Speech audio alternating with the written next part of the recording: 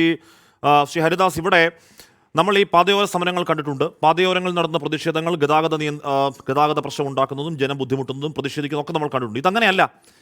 ഇത് ഞാൻ ആദ്യമായി കാണുകയാണ്. എന്ന് പറഞ്ഞാൽ ഒരു പാർട്ടിയുടെ ഏതെങ്കിലും ഒരു പാർട്ടിയുടെ സമ്മേളനം ഒരു റോഡ് ഏതാണ്ട് മുക്കാലും കെട്ടിയടച്ച്, അതും ഒരു തിരക്കുള്ള റോഡ് ഏതാണ്ട് മുക്കാലും കെട്ടിയടച്ച് നടത്തുന്നത് ഞാൻ ആദ്യമായി കാണുകയാണ്. അതുകൊണ്ട് ഇത് പാതയോരങ്ങളിൽ നമ്മൾ സ്ഥിരം കാണുന്ന ആ ഗണത്തിൽപ്പെടുന്ന ഒന്നേ അല്ല. ഇത് റോഡ് കെട്ടിയടച്ച സമരമാണ്.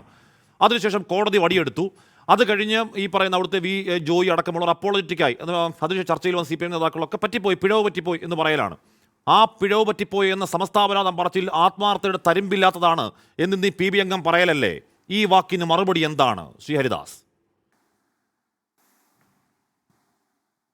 ഇവരിത്തരം തെറ്റുകൾ ചെയ്യുമ്പോൾ, ഈ CPM എന്ന് പറയുന്ന പാർട്ടി ഇത്തരത്തിലുള്ള തെറ്റുകൾ ചെയ്യുമ്പോൾ അതിനൊരു തിരക്കഥ അവർ മുൻകൂട്ടി ഉണ്ടാക്കും. ഒരാൾ ഇന്നത് പറയണം. അതായത് ഇപ്പോൾ ഉദാഹരണത്തിന് നമ്മുടെ നവീൻ ബാബുവിൻ്റെ മരണവുമായി ബന്ധപ്പെട്ടിട്ട് നമ്മൾ ഇപ്പോൾ മലയാലപ്പുഴ മോഹനൻ പറയുന്നു, അതായത് അത് അങ്ങേയറ്റ അപലപനീയമായി. പക്ഷേ അതേ സമയത്ത് കണ്ണൂരുള്ള സഖാക്കൾ പറയുന്നു അദ്ദേഹം കൈക്കൂലി വാങ്ങിയിട്ടുണ്ട്. അപ്പോൾ ഇവരിത് വളരെ തിരക്കഥ ഉണ്ടാക്കിയിട്ടാണ് എല്ലാ കാര്യങ്ങളും ചെയ്യുക. ജോയി എന്ന് പറയുന്ന സഖാവ് അവിടെ പറയണം എന്തെന്ന്, ഇത് അങ്ങേയറ്റം ഞങ്ങളുടെ അടുത്ത് തെറ്റുപറ്റിപ്പോയി. അത് കഴിഞ്ഞാൽ ഇത് വിജയരാഘവൻ ഇങ്ങനെ പറയണം. ഇനിയിപ്പോൾ ഇവിടെ മൂന്നാറിലൊരാൾ നാക്ക് മൂർച്ച കൂട്ടിയിട്ട് ഇരിക്കുന്നുണ്ടായിരിക്കാം, MM മണി, അദ്ദേഹം എന്താണ് പറയുക എന്നുള്ളത് നമുക്ക് കേൾക്കേണ്ട ഒരു സാഹചര്യമാണ്. അത് വരും, താമസിയാതെ വരും. അത് ഈ ഭാഷയായിരിക്കില്ല, കുറച്ചും കൂടി അതിൽ നമുക്ക് അശ്ലീലമൊക്കെ പ്രതീക്ഷിക്കാം. അപ്പോൾ ഇവരെ ആരെന്ത് പറയണം, ആരെപ്പോൾ അതിനെ നിഷേധിക്കണം, ആർക്കെന്ത് വിളിച്ചു പറയാം എന്നുള്ളതൊക്കെ ഒരു തിരക്കഥ ഉണ്ടാക്കിയിട്ടാണ് ഇത്തരം കാര്യങ്ങളിൽ സംസാരിക്കുന്നത് എന്നുള്ളത് വേണം. ഇത് അധികാരഭ്രമം തലയ്ക്ക് പിടിച്ചിട്ടുള്ള, അധികാരത്തിൻ്റെ ധാർഷ്ട്യം തലയ്ക്ക് പിടിച്ചിട്ടുള്ളതിൻ്റെ ഒരു ഡയലോഗുകളാണ് ഇന്ന് വിജയരാഘവൻ എന്ന് പറയുന്ന ഒരു പക്വതയുമില്ലാത്തൊരു മനുഷ്യനിൽ നിന്ന് നമുക്ക് കേൾക്കേണ്ടി വന്നത്. ആഷ്മിയൊക്കെ, എനിക്ക് 64 വയസ്സുണ്ട്. ആഷ്മി കേട്ടിട്ടുണ്ടോ എന്നറിയില്ല. വെസ്പ സ്കൂട്ടർ ഉണ്ടായിരുന്നവനെ പെറ്റി ബൂർഷ്വ എന്നും അംബാസഡർ കാർ ഉണ്ടായിരുന്നവനെ ബൂർഷ്വ എന്നും വിളിപ്പിക്കാൻ പഠിപ്പിച്ച പാർട്ടിയാണിത്. ഞാൻ ഒരു സമയത്ത് ഒരു ലോറിയിൽ വന്ന സാധനങ്ങൾ ഇറക്കുമ്പോൾ അവിടെ ഒരു തർക്കം നടക്കുന്ന സമയത്ത് 1985-90 കാലഘട്ടത്തെ കാര്യമാണ് ഞാൻ ഈ പറയുന്നത്. അതിൽ ഞാൻ പോയിട്ട് ഇടപെട്ടു. കാരണം എനിക്ക് വേണ്ടപ്പെട്ട ആളുടെയാണ് ആ സാധനങ്ങൾ ഇറക്കണത്. അപ്പോൾ ഈ CITUവിൻ്റെ ആൾക്കാർ പറഞ്ഞത് എന്താണെന്നറിയോ, അയാളൊരു പെറ്റി ബൂർഷുവാണ്, ഹരിദാസ് ഇതിൽ ഇടപെടരുത്. അയാളുടെ സ്കൂട്ടർ കണ്ടില്ലേ, അയാൾ മദ്രാസിൽ നിന്ന് സ്കൂട്ടർ കൊണ്ടുവന്നിരിക്കുന്നത് കണ്ടില്ലേ. അപ്പോൾ അന്നൊന്നും എനിക്ക് ഈ പെറ്റി ബൂർഷയുടെ അർത്ഥം അറിയാമായിരുന്നില്ല.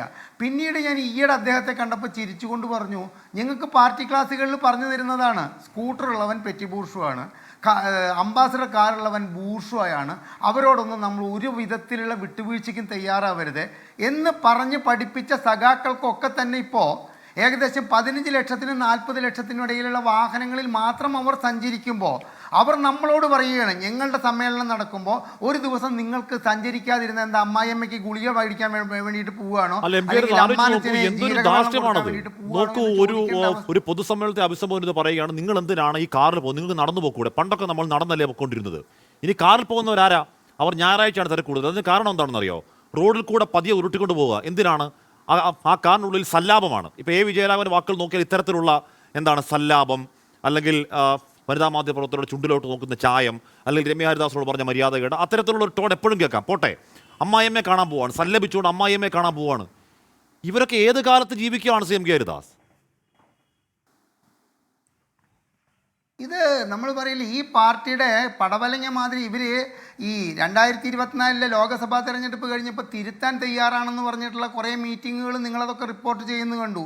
അതായത് ജില്ലാ കമ്മിറ്റി, സംസ്ഥാന കമ്മിറ്റി, PB തിരുത്തുകയാണ്, എല്ലാ കാര്യങ്ങളും തിരുത്തിയിട്ടിന് മുൻപോട്ട് പോകണം എന്നുള്ളത്. ഒരു കാരണവശാലും ഞങ്ങൾ തിരുത്തില്ല, ഞങ്ങൾ തിരുത്തപ്പെടുകയില്ല, ഞങ്ങൾക്ക് അധികാരത്തിൻ്റെ ഹുങ്ക് തലയ്ക്ക് കയറിയിട്ടുള്ളവരാണ് ഞങ്ങളെന്ന് ഉറക്കെ വിളിച്ചു പറയുന്നതിന് തുല്യമാണ്. ഞാൻ ഹാഷ്മിയോട് ഒരു കാര്യം ചോദിക്കട്ടെ, ഈ സഖാവിനോട് ഞാൻ ചോദിക്കുകയാണ്, ഇവിടെ ഈ വാഹനവ്യൂഹം, മുഖ്യമന്ത്രിക്ക് 2.5 കിലോമീറ്റർ അദ്ദേഹത്തിൻ്റെ ക്ലിഫ് ഹൗസിൽ നിന്നും സെക്രട്ടേറിയറ്റിലേക്ക് സഞ്ചരിക്കാനുള്ള വാഹനവ്യൂഹത്തിൻ്റെ വ്യാപ്തി കണ്ടിട്ട് ജനങ്ങൾ ആവശ്യപ്പെടുന്നുണ്ട് എന്ത്, ഇത്രയധികം വാഹനത്തിൽ ഒരു മുഖ്യമന്ത്രിക്ക് സെക്യൂരിറ്റി കൊടുക്കേണ്ട ആവശ്യം എന്താണുള്ളത്? അതൊരു കമ്മ്യൂണിസ്റ്റ് മുഖ്യമന്ത്രിയല്ലേ? അതിന് ഇത്തരം ചാനൽ ചർച്ചകളിൽ ഈ ന്യായീകരണ തൊഴിലാളികൾ പറയുന്നത് എന്താ, ഇത് കമ്മ്യൂണിസ്റ്റ് വിരുദ്ധതയാണ്, ഇടതുപക്ഷ ജനാധിപത്യ മുന്നണിയോടുള്ള വിരുദ്ധത കൊണ്ടാണ് ഇത്തരത്തിലുള്ള കാര്യങ്ങൾ പറയുന്നത്. ബ്ലൂ ബുക്കിൽ എഴുതി വെച്ചിട്ടുള്ള കാര്യങ്ങളാണ് മുഖ്യമന്ത്രിക്ക്. ബ്ലൂ ബുക്ക് കൃത്യമായി കൈകാര്യം ചെയ്ത് റിട്ടയേർഡ് IPS ഉദ്യോഗസ്ഥൻ എന്നോട് പറഞ്ഞിട്ടുണ്ട്.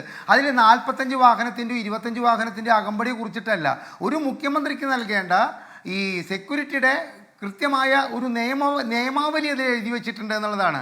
അപ്പം 45 വാഹനത്തിലായാലും 25 വാഹനത്തിലായാലും പോകുന്നതിനെ ജനങ്ങളുടെ നികുതിപ്പണം കൊണ്ടാണെന്നുള്ള ബോധത്തിൽ അവൻ വിമർശിക്കുമ്പോൾ അവനെ കമ്മ്യൂണിസ്റ്റ് വിരുദ്ധരായിട്ടും ഇത്തരത്തിലെ അവനവൻ്റെ കാര്യങ്ങൾക്ക് കുട്ടിയെ ആസ്പത്രിയിൽ കൊണ്ടുപോകാൻ, കുട്ടിയെ സ്കൂളിൽ വിടാൻ, അല്ലെങ്കിൽ കണ്ണാശുപത്രിയിലേക്ക് പോകാൻ, അല്ലെങ്കിൽ ആയുർവേദ ആസ്പത്രിയിലേക്ക് പോകുന്നവർ ചിരിച്ച് കളിച്ച് ഉല്ലസിച്ചിട്ട് എന്തിനാ എല്ലാവരും കാറിൽ പോകുന്നത്, എന്തിനാ കുറേ ആൾക്കാർക്ക് നടന്നു പോക്കൂടെ എന്നൊരു കമ്മ്യൂണിസ്റ്റ് നേതാവ് ജനങ്ങളെ നോക്കി ചോദിക്കേണ്ട അവസ്ഥ എന്ന് പറഞ്ഞു കഴിഞ്ഞാൽ അത് ധാർമ്മികമായ അധപ്പതനമാണ് കമ്മ്യൂണിസ്റ്റ് പാർട്ടിയുടേത് എന്ന് പറഞ്ഞുകൊണ്ട് ഇവരൊക്കെ നേതാക്കളായി നടക്കുന്നത് തന്നെ അപമാനകരമായ സംഗതിയാണെന്നാണ് എനിക്ക് പറയാനുള്ളത്. ഒരു കാര്യം കൂടി പറഞ്ഞിട്ട് ഞാൻ അവസാനിപ്പിക്കാം. ഇവിടെ 2011 ഇവിടുത്തെ നല്ലവരിൽ നല്ലവനായ ജി സുധാകരൻ എന്ന് പറയുന്ന വ്യക്തിയുടെ വീടിൻ്റെ മുൻപിൽ റോഡിൻ്റെ സൈഡ് ബോൾഡർ ചെയ്യാൻ വേണ്ടിയിട്ട് വന്ന ഒരു വണ്ടി മെറ്റലിറക്കി. ആഷ്മി ഓർമ്മയുണ്ടാകുമെന്നാണ് എനിക്ക് തോന്നുന്നത്. അത് അദ്ദേഹത്തിൻ്റെ ഗേറ്റ് തുറക്കാൻ പറ്റില്ല എന്ന് പറഞ്ഞിട്ട് അദ്ദേഹം അവിടേക്ക് സൂപ്രണ്ട് ഓഫ് പോലീസിനെയും ആ കോൺട്രാക്ടറെയും വരെ വിളിച്ചിറക്കിയിട്ട് ആ സാധനം അവിടുന്ന് 1 മണിക്കൂറിനുള്ളിൽ മാറ്റി. അന്നൊരു മാധ്യമപ്രവർത്തകൻ അദ്ദേഹത്തോട് ചോദിച്ചു, നിങ്ങൾ ഈ ദിവസത്തിൽ 4 പ്രാവശ്യം അല്ല മാസത്തിൽ 4 ഹർത്താൽ നടത്തുമ്പോൾ ഇപ്പം താങ്കൾക്ക് വണ്ടി പുറത്തേക്ക് ഇറക്കാൻ 1 മണിക്കൂർ വൈകിയപ്പോൾ താങ്കൾ രോഷാകുലനായി. പക്ഷേ ഇത്തരത്തിൽ നിങ്ങൾ ഹർത്താൽ നടത്തുമ്പോൾ ജനങ്ങളുടെ സഞ്ചാര സ്വാതന്ത്ര്യം തടസ്സപ്പെടുന്നൊരു സാഹചര്യം നിലവിലില്ല എന്ന് ചോദിച്ചപ്പോൾ ആ പത്രപ്രവർത്തകനോട് ചൂടായിട്ട് അദ്ദേഹം തിരിച്ചു പോവുകയാണ് ചെയ്തത്. ആ ചോദ്യങ്ങളൊക്കെ തന്നെ ബാക്കിയായിട്ട് ഇപ്പോഴും നിലനിൽക്കുന്നു.